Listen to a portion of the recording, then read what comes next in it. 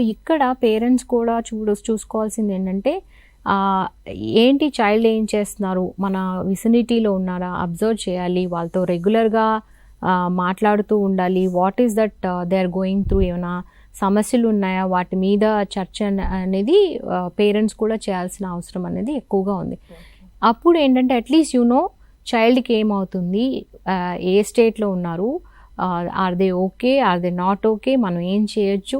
So ఈ coordination అనేది అవసరం. రెగ్యులర్ కమ్యూనికేషన్ అంటే మనకి anti drug day theme every year వస్తూ ఉంటుంది. సో మెనీ ఇయర్స్ ఒక థీమ్ ఏంటంటే కమ్యూనికేషన్. ఏంటి అంటే నువ్వు పిల్లలతో మాట్లాడండి, పేరెంట్స్ టీచర్స్ మీ పనులు మీరు చేసేసుకొని వెళ్ళిపోవద్దు. అంటే you can't be a provider. డబ్బులు ఇంత ఫీజ్ పే చేసేసానా, నీకు కావాల్సినవి ఇచ్చేసానా, కాదు. You have to SIT, talk to child, understand them.